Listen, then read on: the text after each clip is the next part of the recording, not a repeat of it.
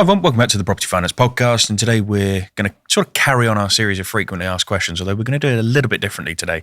So I'm joined by Adam again, but we're actually going to talk through a case study on a title splitting deal. So we've done loads of content recently on title splitting, but actually we want to sit and talk through a deal that Adam has completed and actually give you sort of the crux of the deal and how it all worked. So Adam, talk us through your case study. Yeah, this is, we've been working with this client for nearly 4 years now. Title splitting is certainly over the last few years has become more popular, and people are getting a little bit more creative with it as well. And that's part and parcel down to obviously the interest rate increases, etc. All these owners of large blocks of all of a sudden their mortgages have skyrocketed. Yeah, and hence its popularity. And certainly getting creative insofar as putting down as less deposit as possible. This particular client, he came to us with a multi-unit freehold block he wanted to purchase, consisted of 5 self-contained flats. They were a little bit tired. And what he wanted to do was effectively do the title split, but he wanted to borrow money for the purchase based on the title split value. And there's literally less than a handful of bridging lenders that entertain this sort of type of deal because they're the ones that understand it and willing to sort of take the risks to a certain extent. What is it that they don't understand? Well, typically that if a lender would normally approach this type of deal where they say, well, actually the titles haven't been split yet. Yeah. So we're just going to lend on the value as it is right now. Yeah. Which typically can be just the purchase price. But if you've got a client that's trying to put down as less money as possible, then that's why he was asking. I just want to borrow on the title split value, even though I haven't actually done the title split yet. And how do they get comfy with well, that? the couple of lenders that we work with, basically they will lend on the title split value, provided they get the valuer to comment on what's it worth now, and what would it be worth with a title split. So then they've got those two figures they can work with, and they'll know what the title split value is. The next thing is that the client solicitor then needs to create the draft leases for each individual flats. Yeah. Typically 125 years, etc. And then get those leases checked by the lender's credit team. As long as the credit team are happy with that, then the client solicitors then provide an undertaking that upon completion,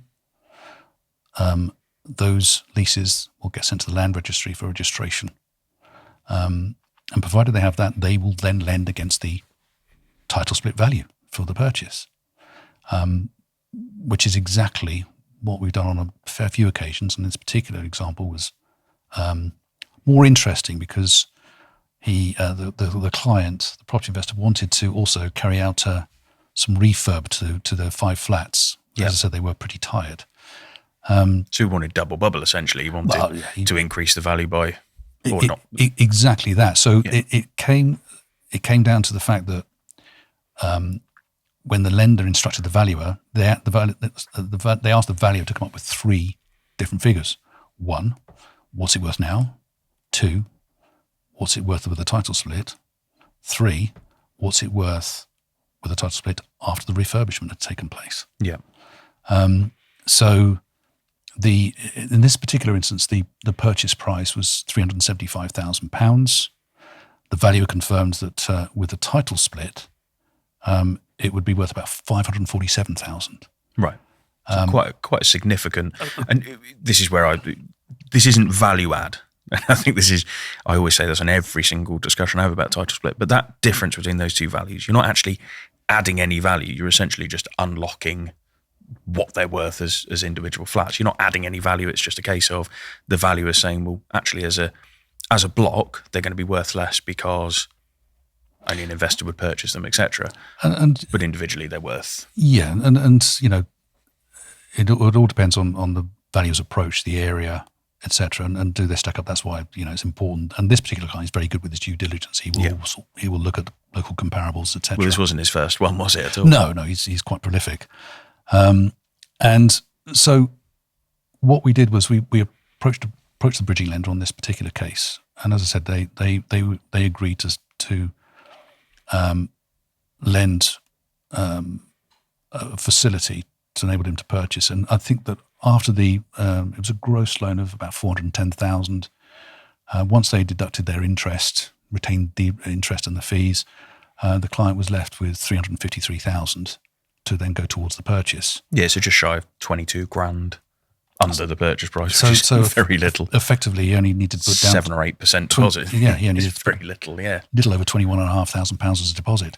And I think it's important to mention as well, the gross loan was actually more than 100% of exactly that the purchase price. And there's really less than a handful of lenders that would do this type of deal. Yeah, and on that basis. But on top of that loan, they agreed to do a facility of £100,000 to do those works you mentioned. To do those works. So once the work had been done, it was valued at 763,000. And not a bad deal, that is it? Wasn't a bad deal. So he put down £21,500 as a deposit, leveraged against the title split value. Also, the lender was prepared to give him £100,000 to do the work, and ended up with probably the value confirmed. If he did the works, it would be valued at 763,000. So based on the numbers you just mentioned then, so if he was to do a 75% remortgage, that would actually release, 570 odd grand, which by my calculations, he's in for 510 from the lender with the 410 gross and then the 100 sort of released in arrears. So he's in for the 510, maybe a touch more, plus his 20 grand deposit. So he's in for 530, 540 all in. And actually the refinance is potentially 570. So kind of his option now is to refinance and...